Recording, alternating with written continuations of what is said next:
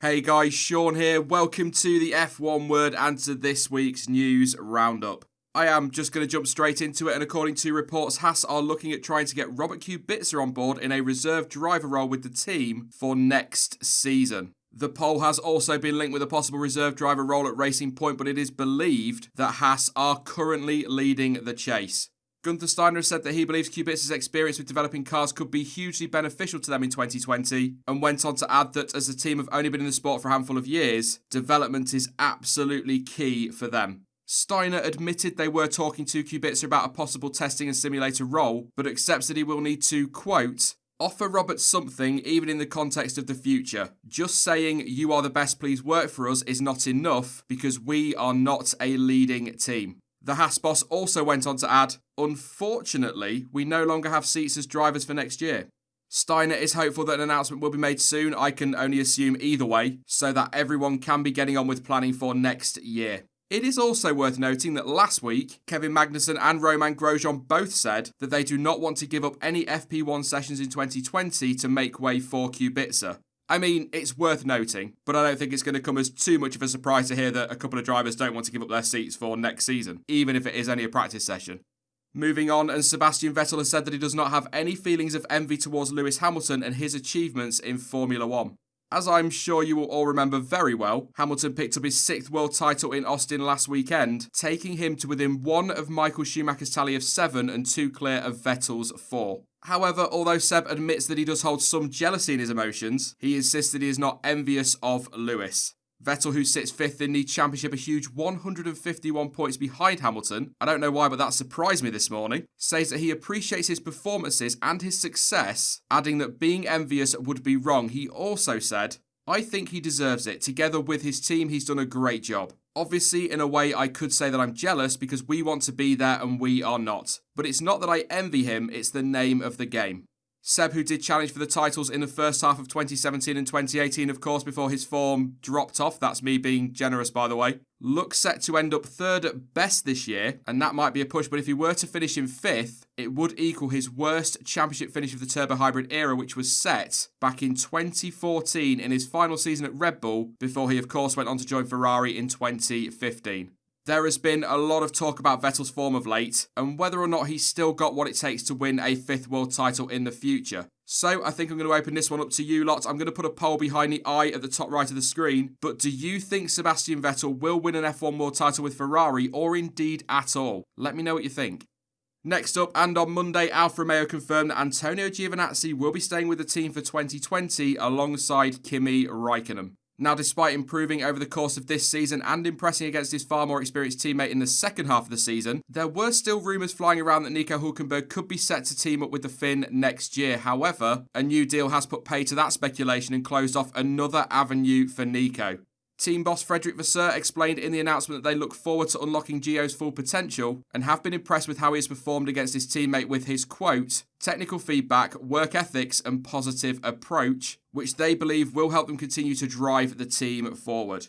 In the same press release, obviously, Giovinazzi ran through the usual PR stuff before adding that there will be nowhere to hide for him in 2020, as he will no longer be a rookie and aims to be, quote, competitive right from the start of the championship and repay the confidence the team has shown in me. Super quickly, I've got to say, I can't say this announcement took me by surprise. If we're being honest, he didn't have the best of starts to his first full season in the sport, but he has certainly shown some big improvements, especially since the summer break, and so I do feel that he's done enough over the course of this season to get a shot at a second season. As touched on at the start of this story though, it is not looking good for Hülkenberg and his F1 future.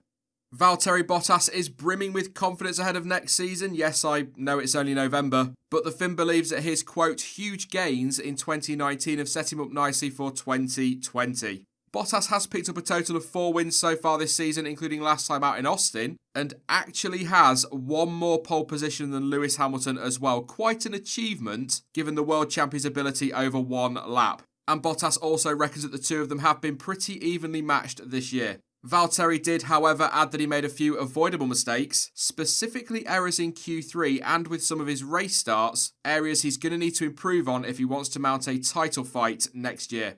There have also been some interesting comments from Toto Wolff regarding Bottas. Having heard Valtteri speak in Austin about how uncertainty over his 2020 seat affected his form, the Mercedes boss admitted that there may well have been a better way to go about it all, and that he will, quote, take that into account and try to do a better job in the future.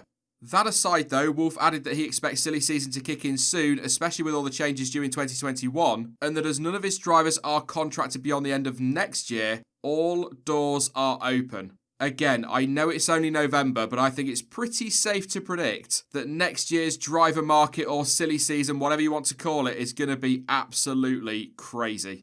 And finally, Daniel Ricciardo has said that he expects drivers to defend better and harder in 2021 thanks to the new regulations, and added that, quote, when others are passing one car, I'll be passing two at once. Very Danny Rick. Love it. Last week, Formula One finally announced its changes for 2021 with the aim of allowing cars to follow more closely and reducing the gap throughout the field. And they are regulations that appear to have gone down well with a big chunk of fans, but the teams continue to keep their cards very close to their chests with lines like, this is a good starting point. Why do I feel like this isn't over just yet? Ricciardo wasn't just talking about the future though. The Aussie believes, as I know a number of you guys do, that introducing faster and wider cars in 2017 was a mistake, and although those wider cars did look awesome, they were detrimental to the racing as the tracks were not made wider to accommodate them. Ricciardo also added that he is hopeful the 2021 changes will offer up more opportunities, and that in turn will lead to better excitement for everyone. I think we'd all love that. On the subject of 2021, cheeky plug, I will be joined by John T and Shane Bear this Sunday live from 6 PM UK time to talk about the new regulations and give our thoughts on the future of Formula One. So if that's something you are interested in, then please do feel free to come along and join us. It should be a good one.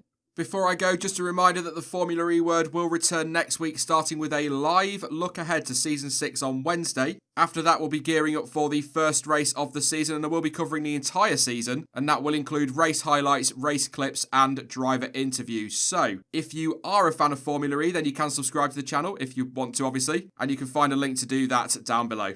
That is it then for this video. Don't forget to vote on that Vettel poll, and you can, as ever, let me know your thoughts on any of the stories featured today down in the comment section. Now, I will be back soon with more content as ever, but in the meantime, don't forget that you can, of course, follow me over on social media, and all of the links you need for that are in the description down below. But as ever, thank you for watching. I've been Sean, this has been the F1 Word, and until next time, goodbye.